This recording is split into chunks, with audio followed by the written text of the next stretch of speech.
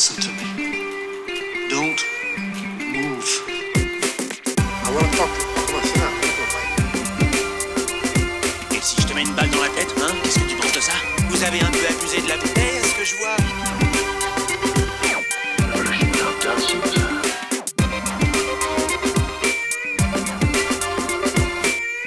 The security of this nation depends on complete and total compliance. Bonsoir à tous, on est ravis de vous accueillir pour ce 8e épisode de Cinécast, un cinécast exceptionnel à plusieurs titres, mais avant, petit tour de table, sont toujours présents Steph et Aurel ce soir. Bonsoir. Bonsoir. Tristan malheureusement n'a pas pu. C'est ça le voix. Il est resté dans le... ce charisme. Non mais c'est l'émotion parce que numéro exceptionnel, on va dire pourquoi, mais c'est En exceptionnel. tout cas, on pense à Tristan qui n'est pas Non, parmi non, nous. pas trop, ce soir. non. Si. C'est bien le seul. Voilà, donc il est retenu, mais il nous retrouvera pour de prochaines aventures. Il est en Il y a qu'à mieux t'organiser. Néanmoins, nous sommes 4 ce soir, puisqu'on a un invité de marque qu'on espérait pouvoir inviter dans Cinécast en la présence de Mathieu. Bonsoir Mathieu. Bonsoir. Un petit mot de présentation Mathieu. Eh bien donc Mathieu, cinéphile. Ça fait les alcooliques anonymes. Tout d'abord bonjour. Cinéphile, ravi de participer à votre émission que j'écoute avec assiduité. Qu'est-ce que tu aimes dans le cinéma, Mathieu? Eh C'est bien, bon, on a fait des questions. C'est Suivante. ça. Tac. Eh bien, je suis très kubrickien, très hitchcockien et très léonien et très coppolien, si je puis m'exprimer ainsi. Et bah que le bête, on a rien à foutre, quoi. Non, pas vraiment. Ok. Effectivement. Je reconnais Après, que voilà, c'est assez loin de. Donc ce soir, on est d'accord, on introduise officiellement ce soir Mathieu est donc le cerveau de la bande. Pas L'intellectuel. d'objection. Non, moi ça me va. Franck. Ça me va. Moi j'ai pas cette prétention-là. D'accord. Donc, toi surtout pas. Un peu Kubrick quand même, mais Non, t'es juste surtout Kubrick. très Luc Besson, on va pas recommencer là-dessus. Kubrick, c'est pas le petit cube. Ça n'a rien à voir. Hein. C'est pas Ça le arrive Kubrick. à Et donc ce soir, épisode exceptionnel, puisque pour ceux qui nous suivent sur les réseaux sociaux, on sort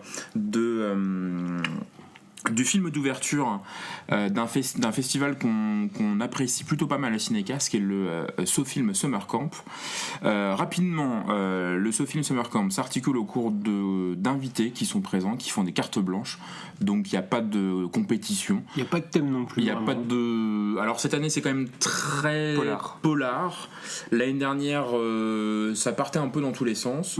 Mais en tout cas c'est des invités qui viennent présenter des films dans lesquels ils n'ont pas joué, ils n'ont pas tourné non plus, qu'ils n'ont pas fait. Avec Aurel on a pas mal arpenté la deuxième épisode de l'année dernière. Ouais. Qui était pour nous un petit coup de cœur qui a un peu pris l'eau quand même, puisque était présent en invité de marque John McTiernan quand même. Donc on a pu se faire notamment Piège de cristal en plein air. On a vu je confonds toujours un Coppola, un De Palma.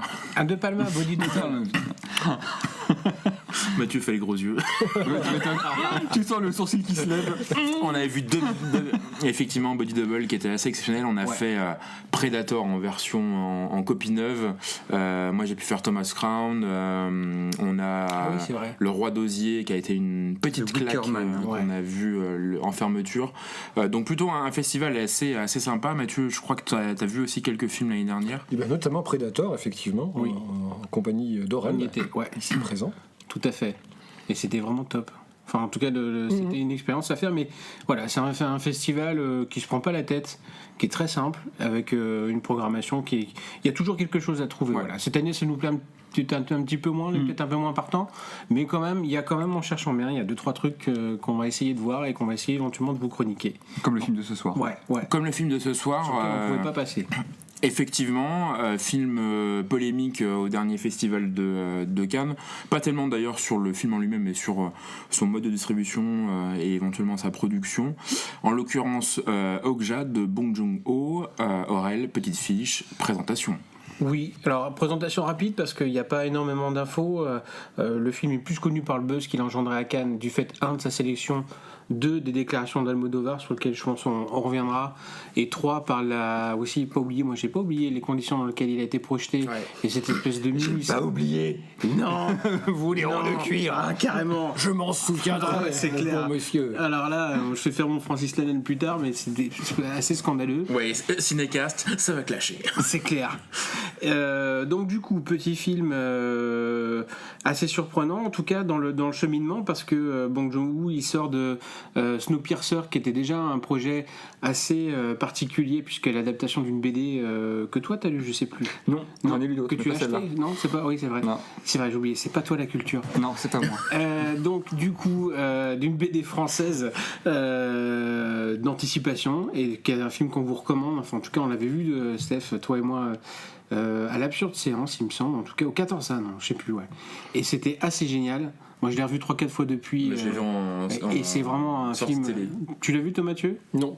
Ben, on te recommande vraiment qui était vraiment un film génial, et qui a été un joli succès mine de rien, qui a plutôt bien marché, succès critique et succès, voilà. Et en fait, il se remet donc à chercher des projets, et en fait, il monte au Okia, et très vite, il y a Netflix qui se met dedans, et en fait, on s'aperçoit, et ça va être une production, donc Netflix, est donc a priori entièrement distribué que sur le réseau Netflix. C'est ça la particularité de ce film. Ça fait partie un peu des fers de lance de la nouvelle politique de Netflix depuis Voilà. 2016-2017, qui est de pousser sur des longs métrages. Je crois que le premier c'était Beast of the Nation avec Idris Elba. Ouais. Première production. On a vu plus Sur récemment Mandela, War c'est Machine ça. avec Oui, Brad Pitt, qui essaye de pousser un peu la chance avec les différentes séries qu'ils ont pu produire, House of Cards, le partenariat avec Marvel sur les Defenders et compagnie, et qui depuis, je crois que c'est ça, fin 2015, début 2016, pousse vachement en termes de long métrage. Et là pour le coup avec ce film là accroche un réalisateur assez prestigieux, une bonne renommée, et surtout je pense à leur surprise au démarrage, une sélection à Cannes, qui en premier lieu va pas être tellement critiqué plus que ça, jusqu'à la fameuse conférence de presse d'Almodovar, qui quand même succède à Roman Polanski dans des conditions un peu particulières, et qui dès l'ouverture dit je vous passe l'accent, mais moi vivant, un film pas projeté au cinéma n'obtiendra aucun prix à Cannes. Tu le fais très bien. Ouais, pas mal, hein. Ah ouais. Ce à quoi a priori, moi j'ai pas vu la fameuse conférence de presse, mais Will Smith, qui est membre du jury, lui dit rien à voir, je vois pas pourquoi. Et Donc surtout qui vient de sortir un film Netflix. oui. Sachant que derrière, on sait que c'est un peu le nouvel Eldorado, avec des conditions de production, parce que Netflix dit forcément qu'ils laissent la main mise aux réalisateurs pour faire tout ce qu'ils veulent, qui sont pas comme les studios qui sont dans les salles de montage pour corriger un petit peu les choses. Et puis surtout, Netflix accroche le prochain Scorsese et veut véritablement peser dans la production. Avec, peut-être qu'on en parle maintenant, sur effectivement la polémique sur l'absence de sortie en salle, sur les raisons de... C'est les raisons légales. Effectivement, alors c'est très particulier en France, puisqu'il y a la chronologie de diffusion des médias qui fait que Netflix ne peut pas diffuser de films de moins de 3 ans. Et donc, grosso modo, si Netflix a refusé de sortir Okia en salle, comme le souhaitaient les exploitants de salles de ciné, c'est tout simplement parce qu'ils auraient été contraints de le diffuser partout ailleurs, excepté en France, ce qui va à l'encontre de leur volonté d'avoir un catalogue global. Et du coup de se priver, qui plus est à Cannes, de cette manne financière, et surtout que c'est par un système d'abonnement, donc si on ne s'abonne pas à Netflix ne gagne pas d'argent, il n'y a pas de publicité sur Netflix, donc ils ont tenu tête, même si du coup dans le cadre de quelques festivals en région parisienne, et puis là on a de la chance à Nantes, il y a quelques toutes petites projections, je crois qu'il n'y en a que 3 ou 4 qui permettent comme ça, de manière gratuite, parce qu'il ne faut pas que ça génère de revenus, de diffuser Okja dans des conditions qui sont beaucoup plus satisfaisantes que sur un petit écran. Donc nous, on a la chance de le voir, pas forcément dans une salle de cinéma, mais pour ceux qui sont nantais au Stéréolux, qui est quand même dans des conditions plutôt pas mal. Oui. Donc voilà, on est plutôt chanceux d'avoir pu voir ça. Avec un très bon son d'ailleurs. Ouais. Noté. Le son était très enveloppant. Donc on va peut-être marquer une petite courte pause, lancer un petit jingle, et puis ensuite on va faire le débrief, à chaud entre nous du film. et avec vous. Alors, petite pause, forcément ça marque aussi un petit peu le coup d'arrêt pour ceux qui veulent pas trop se spoiler le film, puisque maintenant vous êtes habitués de l'émission. Ça va être compliqué quand même. Si on spoil, le film il est visible quand même. Alors on dit divulgachi désormais. Divulgachi. Divulgachi, Ouais. oui, c'est le terme de l'académie. Bon, divulgachi, c'est pas mal quand même. Moi, ça me plaît bien. C'est rigolo. Donc si on dit divulgachite, Alors avant de divulgacher, est-ce qu'éventuellement pour ceux qui se posent la question de savoir les gars de Cinécast on voit pas, pas forcément on voit pas, mais bon film, mauvais film, rapidement. c'est assez mauvais. Ok. On l'a pas encore débriefé là, on le fait au micro. Je crois qu'on est tous unanimes. On est tous plutôt emballés, vu ouais. vos têtes là, vu vos têtes à tous, Mathieu, et tiens, vu dis-nous. les applaudissements en fin de séance. Mathieu. C'est plutôt très bon. Ouais. Ah ouais. Là-dessus, on est d'accord. Ouais. Donc allez voir. Donc ça veut dire qu'il faut un abonnement Netflix. Sachant que Netflix, les conseils, c'est que le premier mois est gratuit. Donc vous avez la possibilité éventuellement de tester. Le catalogue est quand même. Enfin, moi, C'est comme la première dose d'un dealer. Disclaimer, moi je suis abonné Netflix dès le premier jour, donc plusieurs fois je me suis tâté dans la première année à interrompre l'abonnement parce qu'il n'y avait pas forcément grand chose. Aujourd'hui il y a quand même une offre qui est pas mal remplie en série, notamment en film de Il y plus a en toutes plus. il y a toutes les productions Disney qui vont arriver, etc. Donc allez-y pour ça, Donc, et puis ne serait-ce que pour mater aussi. Tester, et aussi pour ceux qui se posent la question, il n'y a pas besoin d'avoir une très très grosse connexion internet pour que ça marche, y compris en HD, n'est-ce pas Stéphane Vallée? On peut prendre un abonnement en HD, c'est quand même mieux. Ça marche plutôt pas mal, et effectivement le service fonctionne bien. Après, et on va passer sur le film, ne souscrivez pas à un abonnement à Netflix en ayant l'idée d'un catalogue dans lequel on va pouvoir trouver très facilement les films qu'on veut. Le but de Netflix, c'est par leur fameux algorithme de brasser les trucs. Donc il faut se laisser porter par la mécanique et prendre un peu ce qui passe, sans forcément se dire je vais regarder un film sur Netflix et je veux voir tel film, parce que c'est pas comme ça que le service est pensé. Bon, si avec ça on n'a pas des abonnements à vie, moi, je Et sais voilà. pas ce qu'il faut faire. Donc alors plus prosaïque. Allez, moi je propose de laisser la parole à Mathieu pour Oui, nous parce que c'est expliquer lui. un petit peu. Les invités d'abord. Voilà.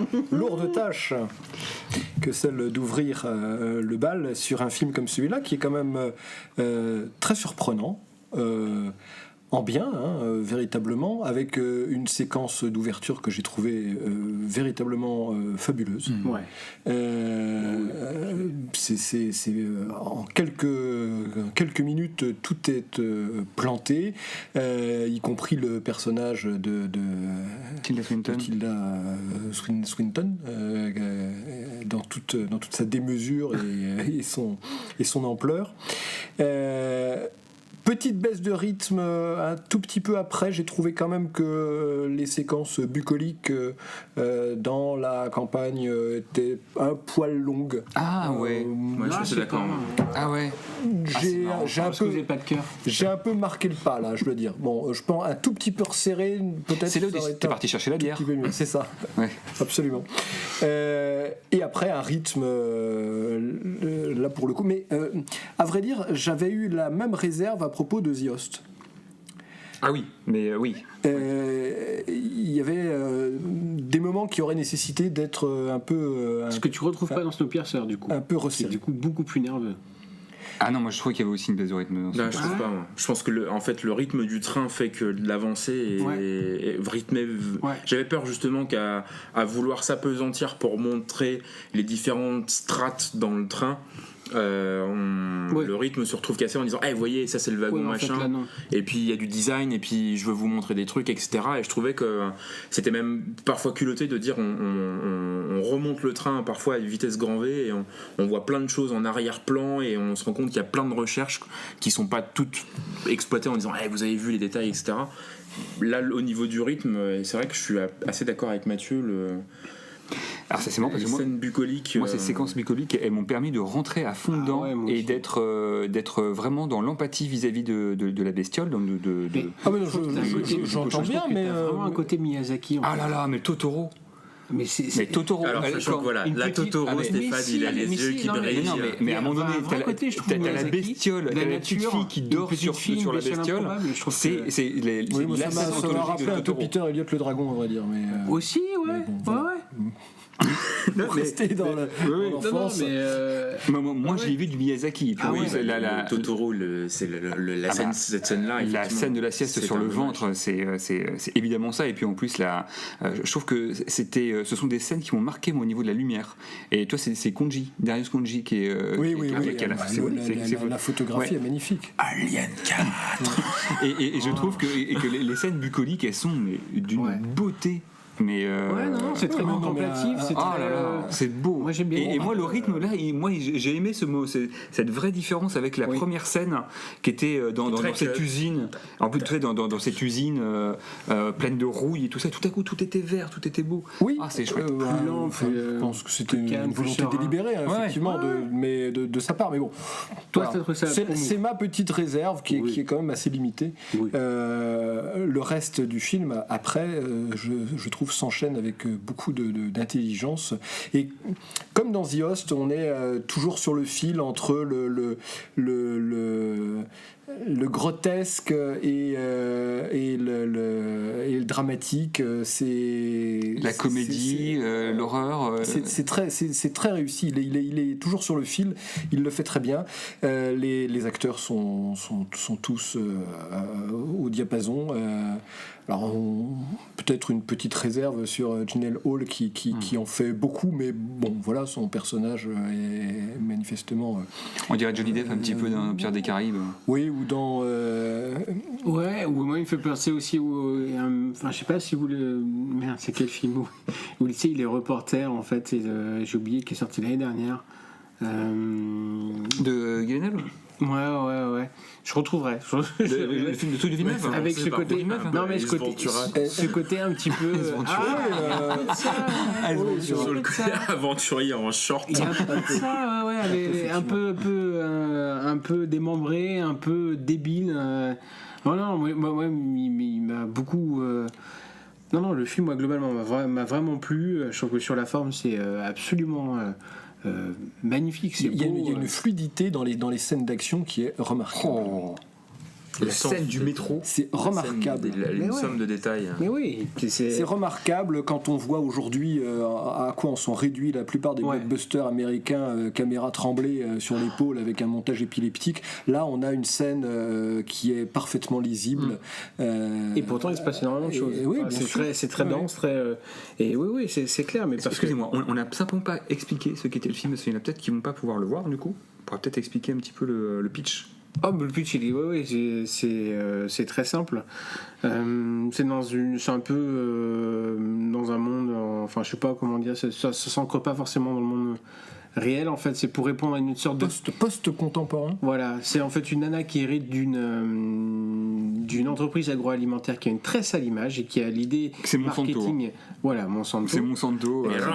Mirando, ça s'appelle, mais voilà, Et qui a cette idée assez géniale, mais tout aussi cynique en fait, pour se racheter en fait une image, de faire un pseudo tournant vers une culture écologique et du coup en fait le fait de produire de la viande de façon écologique, etc., en inventant un faux concours qui est destiné à élire la nouvelle, le plus beau cochon de la nouvelle espèce qu'ils auraient trouvé au Chili. au Chili, donc une espèce qui aurait été trouvée dans la nature, qui est le résultat de l'évolution naturelle, Qui permettrait de faire bouffer tout le monde sur la Terre. qu'ils ont pris sur dans leurs ailes pour veiller à ce qu'elle se reproduise dans des conditions très saines.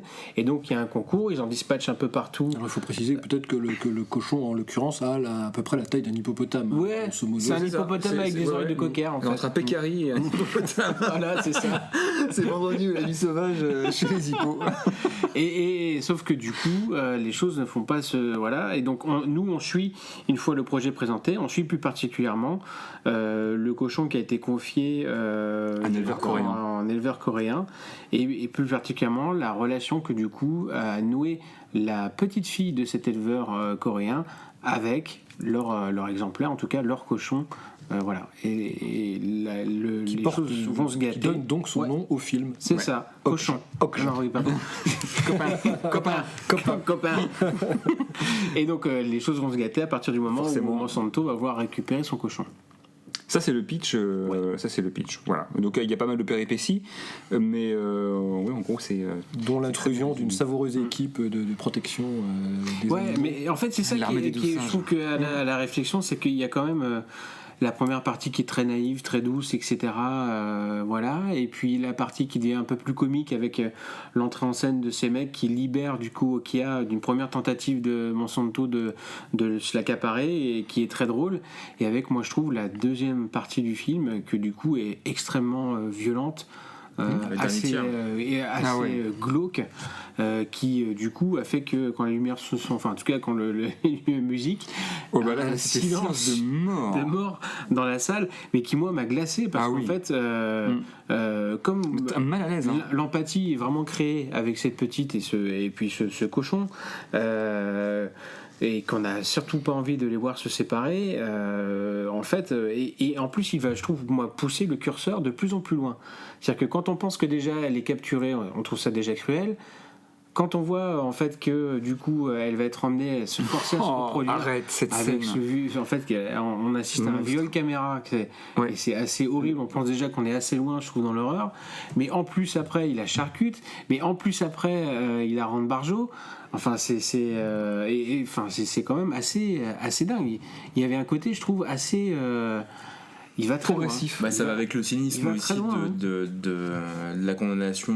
Enfin, condamnation. Et après, justement, le curseur, le curseur qui est encore monté avec la petite qui fait la visite de l'usine. Et donc, clairement, on vous montre une chaîne d'abattage, donc tout ce qu'il y a de plus dégueulasse, et on vous montrera tout. Et puis, encore pire, avec cette espèce de paroxysme, je trouve, moi, qui était, ce couple, enfin, le truc surréaliste de couple de cochons qui arrivent à balancer in extremis leur rejeton à la petite fermière pour qu'elle le prenne sous son aile et Sachant qu'ils allaient il y mourir. a un côté Auschwitz, enfin c'est C'était. c'est abominable, je trouve que là-dessus le film, qui commence effectivement très naïf, très apaisant, très zen, quand même va extrêmement loin avec cette dernière image qui sont, je trouve, moi, des images qui sont faites, je pense, pour t'apaiser, le retour à la nature, Elle est magnifique tout cette va scène de bien, fin. Tu la sais, banalité des belles choses, scène de cette vie, repas, c'est ça. On retombe sur du Miyazaki. wow. Ah ouais, totalement. Même Mais dans la c'est, composition du plan. Sinon, avant, c'était du roller coaster. Hein. c'est cette vie qui reprend son cours. Et tu sais, C'est rare un tel mélange de sentiments provoqués simultanément par un film. Mais ça, je trouve que c'est vraiment la marque du réalisateur. Ouais. Il est protéiforme. Tu vois, ses œuvres. Moi, j'ai pas vu Memory of Murder, donc The Host et Snowpiercer, mais tu vois, c'est ça. C'est-à-dire que il est capable d'instiller différents genres et différents sentiments dans une même œuvre et d'en faire quelque chose. Mais toi, à l'image, par exemple, du casting, de la production, qui part un petit peu partout, de la musique, qui là une musique slave. Tu sais, à un moment donné, t'es paumé, t'es paumé dans le casting. Bande son très T'es paumé aussi dans les sentiments, remarquable. dans les genres que ça D'ailleurs, ça qu'on te fonctionne donne. énormément parce que C'est toute la formidable. partie de poursuite là, Elle est- justement sur fond de musique slave, dans la salle, ça fonctionnait très bien. Ah, bah T'entendais, oui. enfin, et c'est chouette. Mais Et tout ça tournant autour de cette petite fille hein, Ouais, qui ouais. on voit quasiment tout le long du film hein, en réalité, Ouais. mais qui est en plus qui est tellement une héroïne de Miyazaki, c'est-à-dire une petite fille au caractère Avec trempé, le vêtement rose, voilà, de qui- Chihiro, de... qui est Ah, mais tellement voilà, c'est exactement ça, mais là autant là elle va aller très loin dans son voyage et elle va aller très loin dans l'horreur. Bon, ça se termine bien, heureusement, c'était la condition que j'avais fixée, moi. J'ai mis ma main sur ton Ah, genou. putain, j'ai eu peur. J'ai mis ma main sur ton genou. Marley et moi, On en reparlera, mais mon Dieu, pour ceux qui savent. donc voilà, donc non, moi j'ai adoré ce film que je peux vraiment que recommander. C'est du voilà, et si on en reparlera peut-être après. Est-ce que du coup ça amène une lumière sur la polémique Netflix, ce que veut faire Netflix, mais je pense que oui. Moi, c'est un film que j'ai vraiment aussi beaucoup aimé. Alors, je pense à peu près pour les mêmes raisons que vous. Déjà formellement, mais ça, moi, je trouve que c'est assez joli et c'est vraiment. Pas c'est pas une production. Non, vraiment. Et je suis très content de l'avoir vu sur grand écran parce que je pense. Il le mérite vraiment. Ça mérite, ouais. Oui. Ouais, ça mérite vraiment. C'est pas un téléfilm. En fait. Non, voilà, c'est ça. C'est pas un téléfilm. Il faut pas aller voir. Il faut pas se dire voilà, c'est un film créé pour la télé, donc ça va avec. Ça a de l'ampleur. Écran, ça a de l'ampleur. Ça a de l'ampleur, c'est vraiment chouette.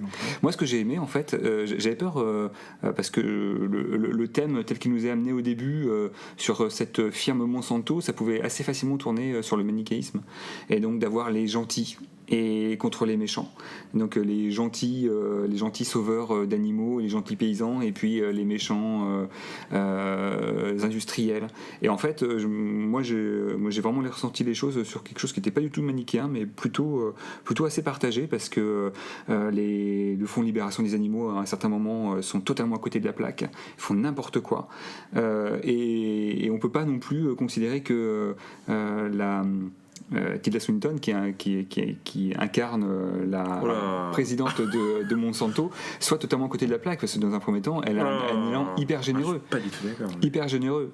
Bah si, moi je trouve que les personnages sont pas blancs ou noirs. Que Paul Dano, à un moment donné, elle t'explique quand même que c'est quand même dommage. D'ailleurs, tu t'es marré. Quand elle t'explique full frontal, full caméra, que c'est quand même dommage qu'on soit obligé de mentir, parce que les gens sont quand même un peu cons à penser que les jeunes, c'est pas très bien. Ah non, mais ça, je suis d'accord. C'est là où tu te dis, mais non, c'est pas possible. Mais il faut aussi dire, pour rebondir sur ce que disait Aurélien tout à l'heure, il y a quand même beaucoup de scènes et de répliques qui sont très drôles également. On rit beaucoup quand même malgré tout. Oui. Mais oui. Sauf la fin, où vraiment la fin, tu ris plus du tout. Ah non, c'est clair. Oui, parce que c'est clair, les activistes sont drôles parce que.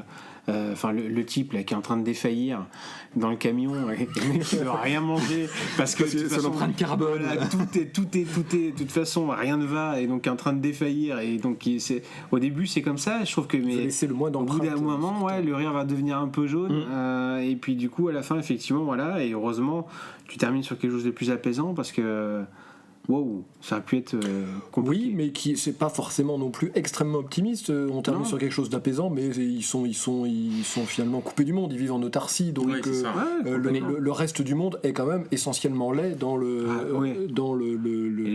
discours du cinéaste. Mais non, parce qu'en fait, tu vois, moi je trouve que là le constat il est pas manichéen justement, et de dire. Bah voilà, ils auront réussi à sortir une bestiole, mais en fait vous allez continuer à bouffer de la viande en fait, hein. Donc ils vont tous crever les bestiaux. Bah oui, c'est bien que ça sépare les choses en deux. Mais ça sépare pas du tout les choses en deux, parce que nous, la première chose qu'on a fait, comme dit Mathieu, l'extérieur, c'est vraiment à partir du moment où elle met un pied dans l'extérieur, il va lui arriver on va lui mentir, elle va être frappée, on va essayer de tuer sa bestiole, elle va découvrir qu'en fait, elle va être trompée par ceux qui sont censés l'aider d'ailleurs. Le réalisateur, il t'a jamais dit que la vraie vie, elle se trouve dans les montagnes à boire de l'eau fraîche des ruisseaux, à bouffer des kakis, quoi. C'est ce que tu finisses par croire. C'est un peu. Ah non. La low-tech, quoi. C'est surtout qu'on est quand même. Ah non, je suis pas d'accord. Sur une vision très idéalisée de la campagne en Corée. C'est le mec au fond de sa montagne. Idéalisé, le mec en gueulant. Non, mais. Enfin. Avec une pauvre télé, c'est sa fille, non mais sa petite fille qui serait bien qu'on change de télé quand même. Non mais le mec il est en gueulis, quoi. Oui non mais justement finalement c'est cette vision là qui primerait sur le reste. Tu vois, il y a pas d'entre deux, quoi. C'est où tu vis dans les grandes villes à effectivement cautionner à défaut de te rebeller contre un système, ou alors tu vis comme un ermite, et c'est quand même le dernier plan du truc. C'est a priori cette vision là que lui privilégie, sinon il fait une bad end et puis on n'en parle plus, quoi. Il fait pas de choix en fait. Alors moi je trouve. Mais moi je trouve qu'il fait pas de choix, et en fait il y a une satire. Moi je trouve qu'il y a un côté satirique dans le film. Mais t'as un côté satirique, mais ce serait vachement, je trouve, réducteur de dire, mais en fait il y a les méchants. Non mais bien sûr. Parce que le truc il est pas du tout manichéen. Non. Il est plus fin que ça, mais je veux dire il laisse quand même pas beaucoup d'ambiguïté à savoir de quel côté sont les enculés. À la base. Mais les enculés, il est aussi pas dans le truc de Paul Dano, dans le rôle de Paul Dano, et dans. Non, moi je trouve que c'est le pire, c'est le premier mensonge originel, c'est celui du grand-père. Oui, qui a la farine. Avec peut-être la seule La seule, pour moi, faiblesse du truc, mais qu'en même temps, il faut bien amorcer le récit. Quand tu le vois arriver à 3 km, qu'il est un peu gêné en lui disant tiens, on va aller voir tes parents, et tu sais très bien que c'est pour la détourner. Oui, bah ça on le sait, puisque de toute façon il lui. Oui, en fait, donc il ment, pour expliquer un petit peu, le grand-père ment à sa petite fille en disant que t'inquiète pas, j'ai racheté le cochon, il va rester avec nous. Et la petite fille s'apercevant qu'en fait c'est du pipeau. Et donc là, étant très très fâché contre le grand-père, et donc quittant ces montagnes pour aller rechercher à Séoul le cochon. Oui. Ça c'est le mensonge, mais en fait tout le monde ment en fait. Oui, tout le monde ment. C'est-à-dire que lui ment, les libérateurs des animaux mentent tous. L'industrie ment, les flics. Il y a beaucoup d'idées comme ça parsemées dans un récit qui est quand même pour une large part épique. Hein. Ouais. Et il faut souligner à nouveau quand même l'excellence des scènes d'action. La séquence où elle saute sur le toit du camion, je l'ai trouvée exceptionnelle de réalisme. Et sans CGI. Avec ce plan en plus de haut, là, tu sais, où tu la vois arriver, tu penses qu'elle va sauter, finalement elle est trop courte, elle continue. Et effectivement, c'est vraiment génial. C'est vrai que là-dessus, c'était top. Et la bestiole qui donne son nom au film, qui est effectivement très, très attachante, elle est extrêmement bien intégrée également parmi les acteurs et les décors, etc. Et les effets spéciaux sont extrêmement réussis. À aucun moment tu doutes de son existence. Non, les effets spéciaux sont vraiment extrêmement réussis. Avec le détail dans la scène de métro où justement il y a pas mal de particules qui sont projetées. Oui, tout à fait. Et avec le souci du détail, elle se retrouve confrontée dans une vitre et là elle souffle, donc tu as le souffle sur la vitre avant qu'elle reparte. Tout ça étant, à mon avis, généré en plateau, avec les débris, etc. rajoutés. C'est effectivement, il y a énormément de boulot d'animation. Il y a de l'argent à l'écran et ça se voit. À ce niveau-là, ça a été très, très bien utilisé. Moi, ce que je retiens du film, c'est le côté un peu patchwork où on retrouve et multiculturel, parce que effectivement, on a une séquence d'ouverture qui est très bien montée, très bien rythmée, qui en 2 minutes te pose tous les prémices de finalement 10 ans, parce que entre la séquence d'ouverture et le reste du film, il se passe 10 ans. Oui. On a le côté très Asie, je dirais un peu jeu de rôle comme nous on peut, enfin l'Asie telle que vue par les les Occidentaux. Donc le côté complètement décalé de la jeunesse de Séoul qui est incarné par ce chauffeur de bus de poids lourd qui est complètement endormi, qui veut pas prendre de risques, etc. Donc on sent une société dont la jeunesse est critiquée par son lâcher prise, son absence d'incarnation. Enfin, il y a vraiment un patchwork de montagnes russes d'émotions. Donc on a cette description là de l'Asie et de Séoul en première partie. On a quand même une critique acerbe pas tant des multinationales de l'agroalimentaire, effectivement Monsanto on le voit arriver, mais aussi de la communication qui est faite, où d'un événement mauvais il faut en tirer quelque chose de positif, avec cette espèce de réunion de brainstorming avec Tilda Swinton qui est monumentale et qui rechoppe des idées avec des pauses improbables. Donc on pense Giancarlo Esposito. Oui. Gustavo. La petite, je savais pas qu'il était dedans. Il apparaît très rapidement dans la bande-annonce. Ah, je savais pas vu. Donc t'as effectivement c'est une bonne surprise. Toute cette critique là du marketing où il faut brander une idée. Donc on pense à Apple, on pense à Facebook, à Google, à ces grandes compagnies qui doivent faire de l'argent et font un peu ce qu'ils veulent et utilisent le moindre stratagème. Effectivement, on ressaute, on a l'intronisation de cette Ligue de défense des animaux, Paul Dano. Enfin voilà, c'est ne serait-ce que la nouvelle démonstration de ce qu'est un film avec Paul Dano est forcément bon. On va pas reparler de Swiss Army Man, mais c'est voilà. J'ai toujours le coup de cœur contre Paul Dano qui est il est fin ce mec là, qui a la classe dans son costard. Et là où tu te rends compte que ça y est, c'est les gentils, effectivement tu te rends compte que ils sont mais juste ridicules dans leur pratique, parfois jusqu'au boutiste, mais aveuglément jusqu'au boutiste, parce qu'on veut pas trop non plus avec ce mensonge de elle accepte le stratagème qui est proposé, finalement c'est une erreur de traduction. Volontaire quand même. Ouais, volontaire, avec des pratiques qui sont encore une fois très limites. Donc je pense que c'est là que tu veux dire le côté pas manichéiste et manichéen, pardon. Et puis l'organisation du festival avec l'arrivée de Jack Gyllenhaal qui surjoue, Qui est totalement taré quand même, il faut le dire.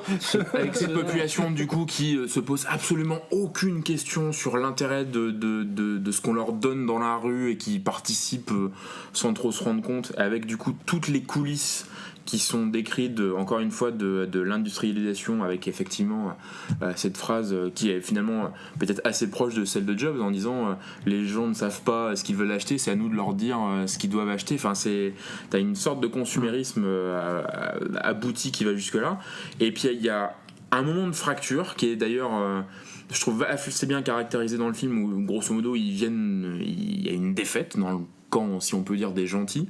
Il y a du coup quelques séquences de rafistolage médical, et puis effectivement sur le dernier tiers on change radicalement de ton, c'est de nuit, c'est la seule scène de nuit qu'on voit de tout le film. Il y en a au début du film. Oui, mais c'est de nuit dans le village, là on est vraiment dans la nuit où effectivement ils doivent, pour des raisons de scénaristique, arriver dans la chaîne de production. Donc c'est là qu'on se rend compte que la bestiole est dupliquée à l'envi, et on est sur une chaîne d'abattoirs. Et effectivement, là, on rigole plus. Là où avant, on a pu rigoler des Coréens, on a pu rigoler des abrutis de la Ligue de défense des animaux, on a pu rigoler des facéties de Tilda Swinton, qui d'ailleurs est opportunément changé en sa jumelle à ce moment-là, qui pour le coup elle est le visage non présentable. Non présentable, absolument. C'est son double maléfique. Espèce de Cruella, tu vois. J'attendais qu'elle ait le truc en peau de bête, avec la voiture. Elle fait, enfin pour rappel, elle fait un peu ce même rôle de nana hallucinée dans Snowpiercer. Faire porter des bagues dentaires à Tilda Swinton dans l'ouverture du film, c'est quand même... Quelle idée, oui. Et du coup, on arrive sur une dernière partie qui est alors cynique d'un possible, avec la découverte de cette chaîne d'abattage qui effectivement fait froid dans le dos. La scène qu'on va pas décortiquer, parce qu'il faut à mon avis quand même préserver un peu préserver les choses, et puis finalement d'arriver sur la conclusion que c'est l'argent en fait qui dirige les choses, que c'est un produit, que finalement tout est une forme de produit, et que le cynisme qui va sauver d'ailleurs et que le cynisme va jusqu'à... C'est pas le veau d'or, mais c'est le cochon d'or. T'as vraiment le truc. Mais t'es trop fort. Je suis allé à la messe. Mais du coup avec le cynisme absolu de ce que les méchants finalement ne vont pas aller jusqu'au bout de ce qui serait le plus horrible. Non, parce qu'il y a moyen de s'enrichir. Parce qu'il y a moyen de s'enrichir. Moyen d'avoir mieux. Mais en fait, ce qui rend mal à l'aise, enfin, ce qui dans cette scène, c'est tout ce que tu as dit, et c'est juste, mais c'est aussi le fait qu'à un moment donné, moi je suis un bouffeur de viande, et je suis en train de voir ça, et je me dis, putain, mais en fait, toute la bouffe, toute la viande que je mange, c'est comme ça qu'elle est faite, quoi. Parce qu'en fait, il n'y a pas tant de. C'est pas. Évidemment, en plus, c'est des images que tu as. Il y a déjà. C'est vrai. Il y a un petit côté culpabilisant, quand même. Ah, mais oui. Incontestablement. Ah oui. C'est-à-dire qu'il n'y a rien de romancé dans le truc, dans la chaîne, dans le sang qui est. Comment tu veux romancer ça ? Mais non, mais toi, je veux dire, il n'y a rien qui est extrapolé. Édulcoré. Il est d'ailleurs tout à fait possible que ce soit une véritable chaîne qui a été filmée à ce moment-là. Parce que le coup de pistolet dans le crâne, qu'à un moment donné, la machine qui renverse aussi, elle existe. Oui, tu la vois dans les reportages. C'est flippant. Et à un moment donné, quand tu vois ça, tu dis, c'est exactement. Je suis en train de faire ça. Un bœuf, et c'est ça. Et je suis en train d'engraisser ce système-là qui là me fait froid dans le dos, quoi.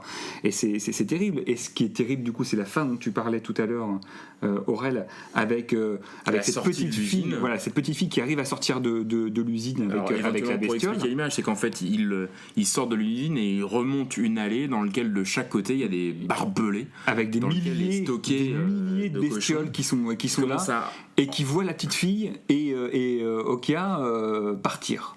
Et là c'est flippant parce qu'à un moment donné, comme tu disais, il y a un couple de cochons qui de manière hyper humaine, et là ça fait penser à ce que tu disais tout à l'heure sur les concentrations.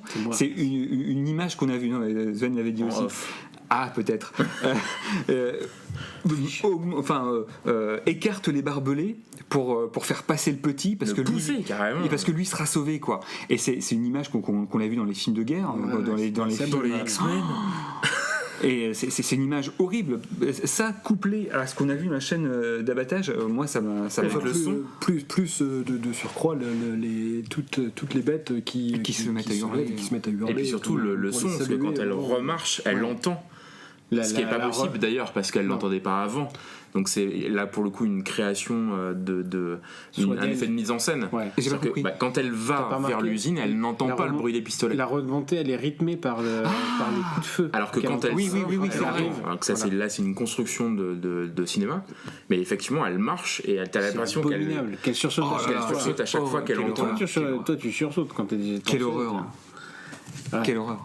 Voilà. Et évidemment la scène aussi. Mais c'est pour ça que je trouve que ce film-là, effectivement, moi je suis très surpris qu'il aille aussi loin que ça. Je dis franchement, et si effectivement Parce que ça reste des animaux en fait. Netflix garde sa liberté. Ouais, sauf que quand même, autant tu vois, la dernière partie, c'est des choses que tu peux voir, tu sais, là sur les vidéos notamment que fait le collectif là, L214 sur la maltraitance animale, c'est des trucs que tu peux voir ou que tu as déjà vu, des choses comme ça. Bon, ça fait toujours Froid dans le dos. Surtout quand c'est bien mis en scène, voilà.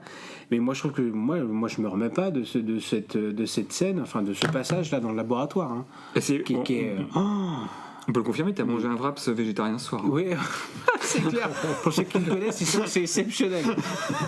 mais non, mais c'est assez horrible, avec en plus cette espèce de voilà, donc ils surveillent ce qui se passe les autres de la Ligue de Défense, sauf qu'en fait ils voient que leur plan si génial que ça est en fait une merde sans nom et qui va déboucher sur quelque chose d'abominable. Et surtout qu'a priori ne marche pas. La torture en direct en fait de l'animal, et qui leur est tellement en plus insupportable eux-mêmes qu'ils débranchent la prise son, ce qui est extrêmement cynique et extrêmement et voilà, donc on voit cette pauvre créature en train de se faire violer parce que en fait c'est ça Le Mastar. Ils lui sortent un espèce d'équivalent masculin génétiquement modifié qui est dégueulasse, et tout de suite il lui passe dessus et on voit les images et c'est abominable avec les cris. Enfin là je trouve que ça va extrêmement loin dans l'analogie de et surtout la démonstration de ce que les fameux reportages dans les abattages en fait ne marchent pas. Puisque c'est très bref dans le film, mais quand la jumelle maléfique reprend la main après que le mini scandale ait été dévoilé, des vidéos, etc., les premières choses qu'elle semble indiquer dans le film, c'est qu'en fait, au niveau de la population, il n'y a pas plus. Oui, ils s'en foutent. On arrivera à vendre la viande parce que c'est pas cher. Si c'est pas cher, ça vendra. Et qu'effectivement, du coup, c'est aussi une vision très cynique de dire ces campagnes n'ont finalement aucun impact sur la consommation globale. C'est ça n'a pas d'effet, pas plus particulièrement que ça. Et d'ailleurs, certes, on se focalise sur la fin du film sur la campagne idyllique très un peu cliche-touille de ce qui se passe là-bas, mais tu sens très bien qu'en fait une fois qu'elle redescend dans la ville, les super cochons sont toujours présents et finalement voilà, ça n'a absolument rien changé à ce niveau-là. Donc, parce qu'il y a un constat qui est fait dès le départ, c'est qu'il y a 7 milliards de personnes à nourrir et que de toute façon il va falloir en passer par là. Après c'est là où j'étais plutôt d'accord avec Mathieu sur le fait qu'on est quand même parfois à la limite de l'absurde, et notamment il y a une scène avec Jack Gyllenhaal dans laquelle il est tout seul avec la bestiole où il va lui prélever un peu de bidoche, où on sent quand même c'est vraiment au niveau de l'écriture et au niveau du montage, on est vraiment sur un fil très tenu entre le basculer dans l'absurde Ace Ventura, etc. Mais d'un autre côté, il est hyper cynique. Ouais, il est glaçant quand il recule sur sa chaise et que tu vois la mallette ouverte avec les instruments, et que tu sens qu'il est plein de rancœur parce qu'il est, en gros, il était la figure officielle de Monsanto, il s'est fait éjecter au profit. C'est pas Monsanto. Non, mais c'est trop tard.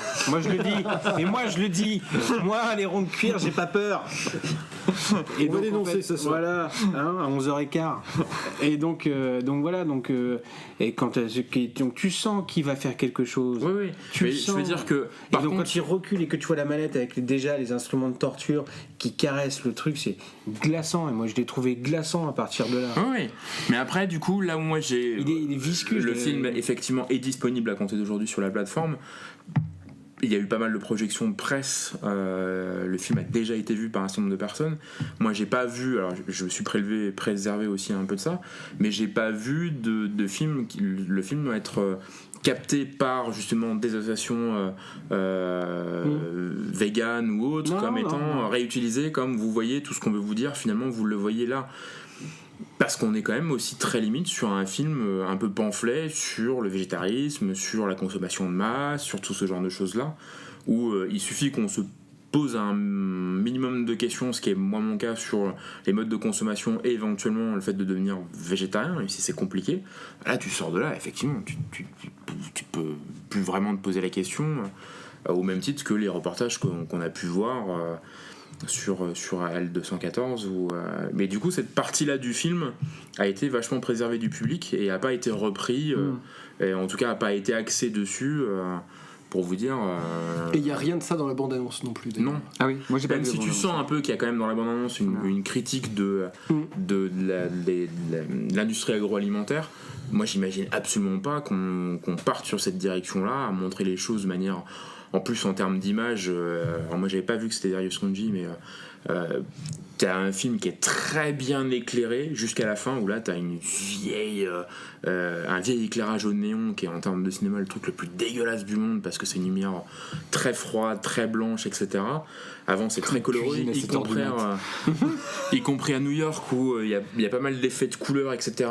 T'as la fameuse scène du camion qu'on voit un peu dans l'annonce où il balance les pétales, c'est aussi le côté fleur bleue de l'association de défense des animaux qui avant d'attaquer leur dit à chaque fois on va pas vous faire mal, on va pas vous faire mal, on va pas vous faire mal, à la fin je t'ai fait une prise mais c'est pas mortel, et qui avant d'attaquer le camion envoie des pétales de fleurs en disant vous voyez c'est complètement surréaliste, et dès que tu franchis la barrière t'es sur un truc glacé au néon très froid, c'est vraiment un très très beau film. Bon, je crois qu'on en a fait le tour. Oui, des choses à rajouter? C'est un cinéaste qui a manifestement vu beaucoup de films, et qui a intégré tout ça, qui l'a somme de référence, digéré, et qui est capable de restituer un produit extrêmement original, extrêmement intelligent, extrêmement bien fait, qui est lisible à plusieurs degrés, qui peut être vu comme un film à suspense d'une certaine manière, l'histoire d'une petite fille qui cherche à récupérer son cochon, et puis qui a beaucoup plus que ça. Toi, c'était ça, t'as dit fin, et c'est ça en fait que je voulais vous dire tout à l'heure quand je disais que c'était pas manichéen. C'est-à-dire que c'est pas grossier en fait comme opposition. L'opposition elle est pas grossière, elle est réelle, c'est un constat. Il en fait un constat, et la critique elle est assez fine. Et c'est ça qui me plaît. Tu vois, c'est pas le truc avec les gros sabots, tu vois, tout bourrin quoi. Non, c'est hyper. Par contre, je pense que là, les parents l'auront deviné. C'est pas du tout un film pour enfants. Hein. Ah non. Et tu sais, au début, je me suis posé la question. Je me suis dit, elle est quand même mignonne la bestiole. Je vais peut-être faire voir ça, ma fille. vraiment. Ah ouais, non mais c'est clair. Le début, tu vois, je me dis Miyazaki. Bien J'étais sûr. dans le trip Miyazaki, la forêt, le dodo sur la grosse peluche. C'était un gros câlin quoi. Gros câlin, mais qui se termine mal. Donc non, on regardera pas ça avec des enfants.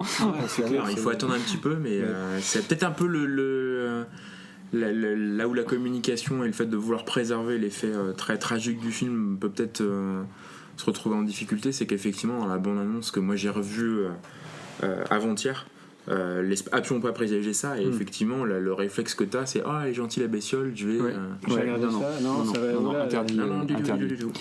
Bon, on passe aux recommandations, messieurs. Non. Tu veux pas.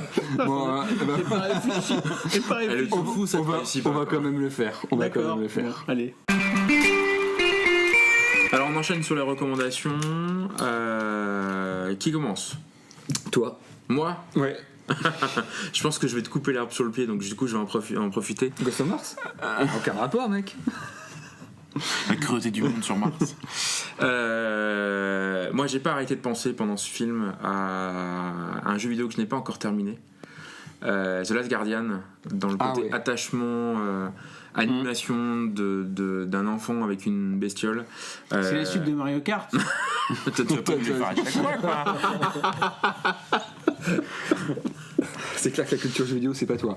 Non, définitivement. Non. Donc très rapidement sur Last Guardian, c'est l'Arlésienne un peu du jeu vidéo côté japonais, dernière production de Fumito Ueda, qui raconte, je l'ai pas encore terminé donc je vais rien raconter de très transcendant ou en tout cas de très révélateur dans le jeu, si ce n'est qu'on est un enfant qui se réveille dans une grotte, semble-t-il prise au piège, avec à côté de lui une bestiole mi-griffon, mi-équidé, on sait pas trop le croisement des choses, et du coup il va falloir évoluer dans ce monde-là avec cette bestiole-là sur lequel on n'a aucune prise, qui fait un petit peu ce qu'elle veut, qui est animée, pour ceux qui ont des animaux, notamment des chats, tu retrouves dans la gestuelle, parce qu'il vit complètement son monde. Alors dans les zones un peu plus élargies, tu le vois se rouler dans l'eau, etc. Est-ce qu'il peut se lécher comme les chats?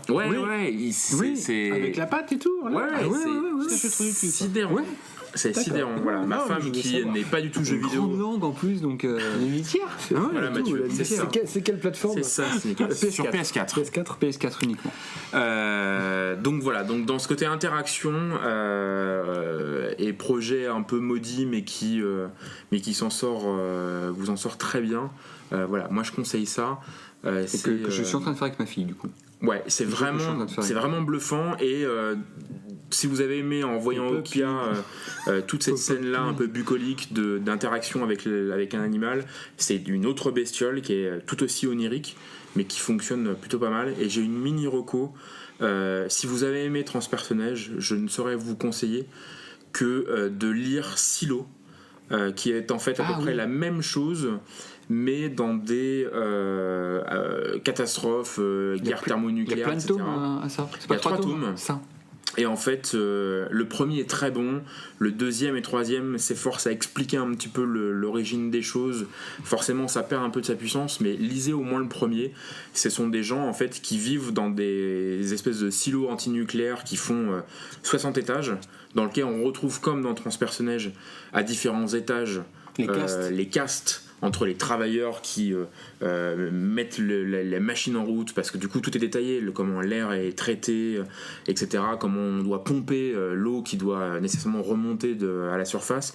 Plus on monte, plus c'est les services de commandement, le dernier étage étant la vue sur le désert de ce qui est devenu la Terre, avec une côté bannissement où il y a un shérif.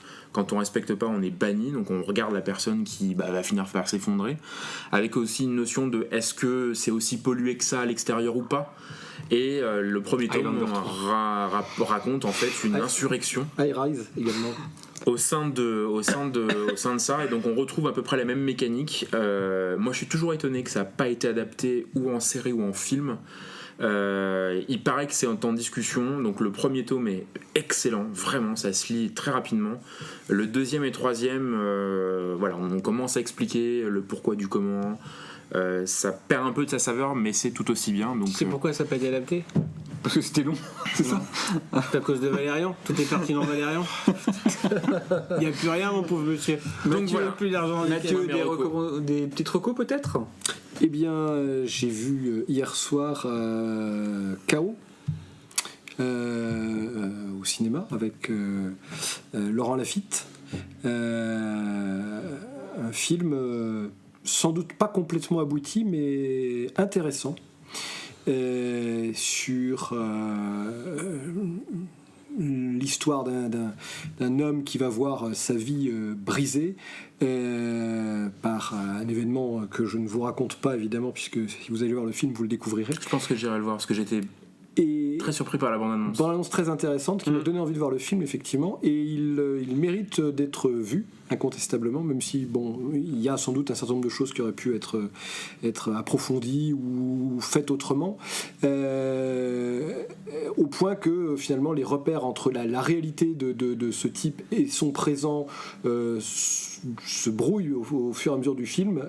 On ne sait plus exactement quelle est sa vie, si c'est celle d'avant l'événement dont je parlais tout à l'heure ou si c'est celle d'après, quelle est sa réalité, les personnages qu'il croise autour de lui se présentent tantôt sous la forme d'un subordonné, tantôt sous la forme d'un supérieur hiérarchique, etc. Et c'est extrêmement bien fait, extrêmement bien écrit, extrêmement bien joué.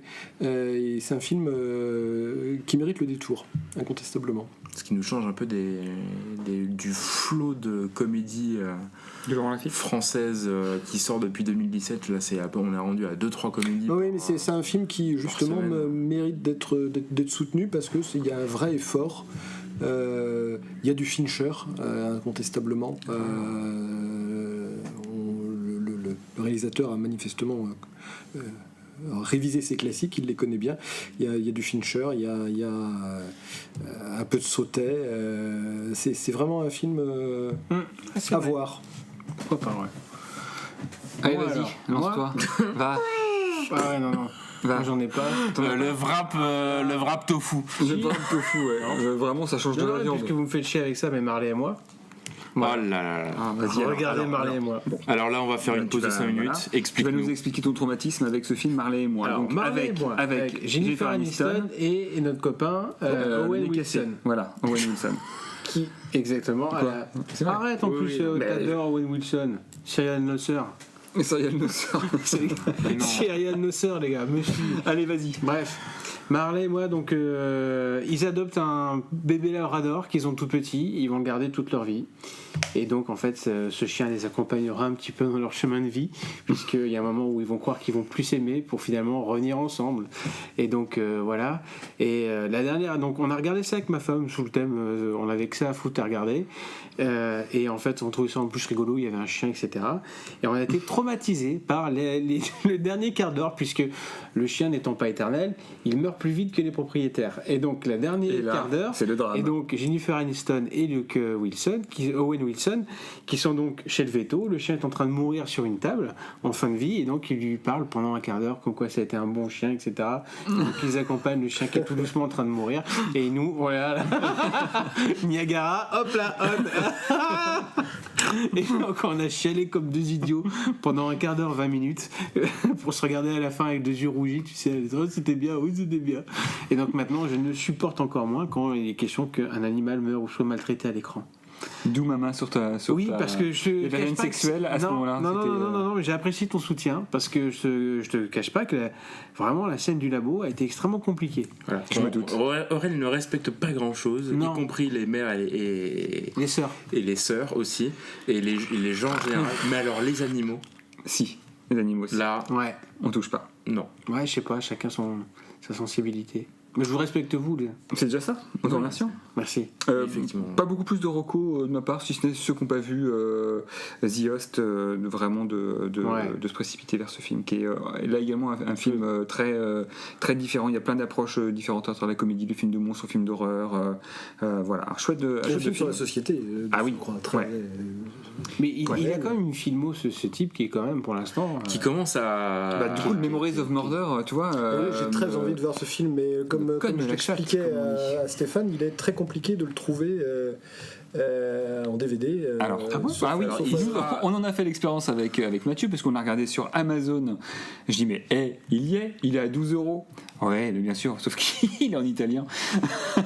Ou alors vous le trouvez en version coréenne sous-titré en anglais. Enfin bon, mais c'est très compliqué de trouver le DVD, ce qui était sorti en 2007, qui vaut 85€, je crois. Enfin, Alors, il est diffusé, on enregistre aujourd'hui, on est mercredi soir. Il est diffusé, on vous le dit, mais ce sera passé. Ah bah non, mais ça n'a aucun intérêt. Mais c'est gentil. Mais en tout cas, voilà, il est diffusé. Non, mais on va peut-être essayer de le voir et peut-être qu'on glissera dans les prochains. Voilà, on fera peut-être une parenthèse pour vous dire ce qu'on a réussi à voir ou pas sur le SoFilm Summer Camp. Parce que c'est plus compliqué que prévu de notre côté. Moi, je voulais simplement faire une reco finale.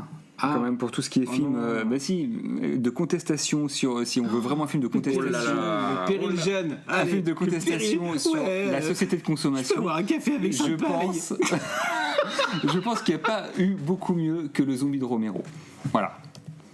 Allez, putain, soit vous. Le zombie de Romero. Le non, premier. Zombie de Romero. Le tout en noir et blanc.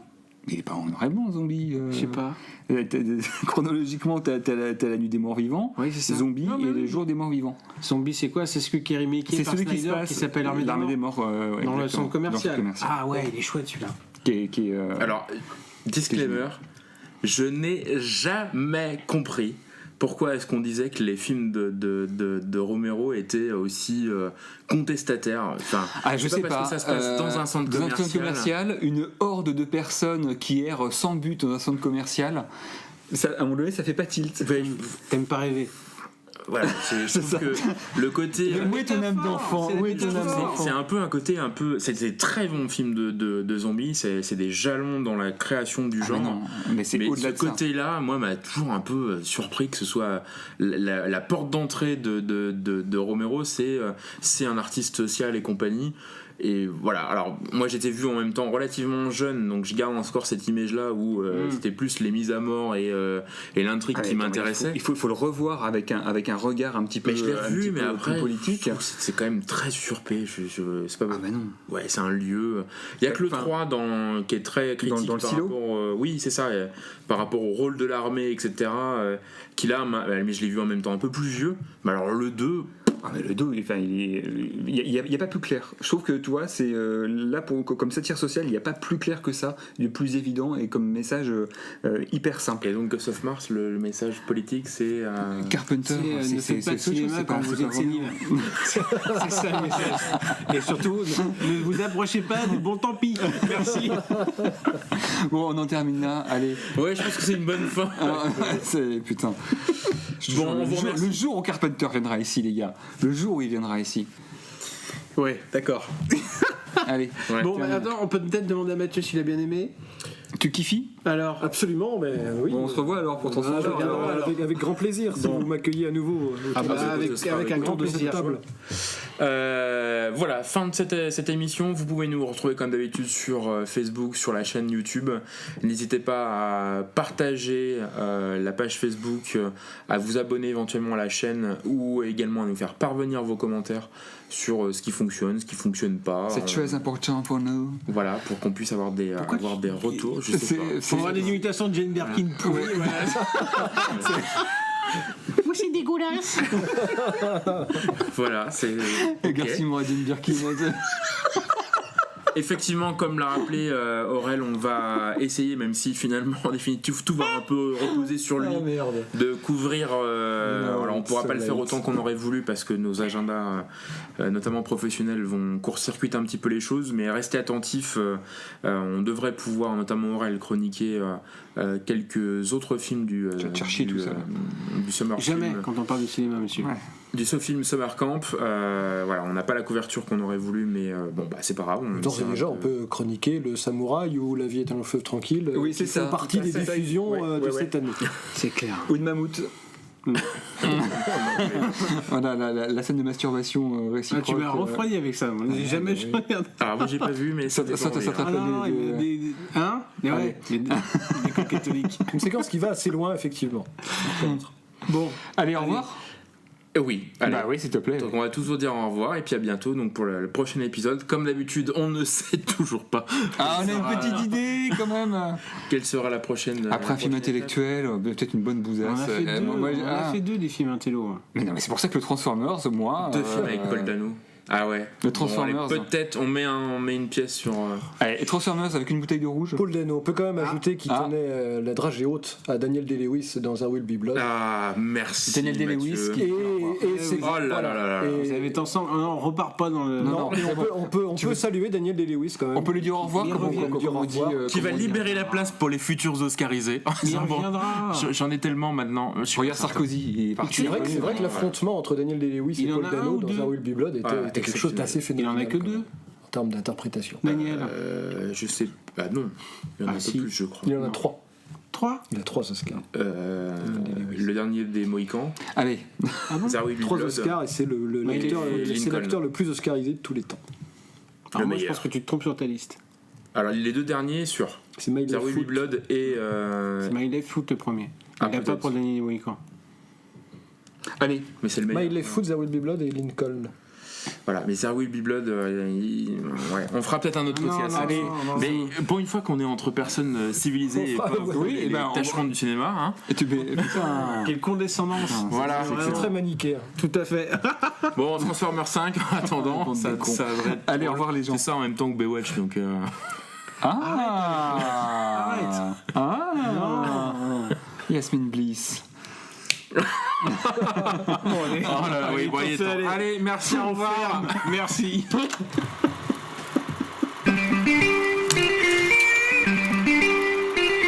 Listen to me.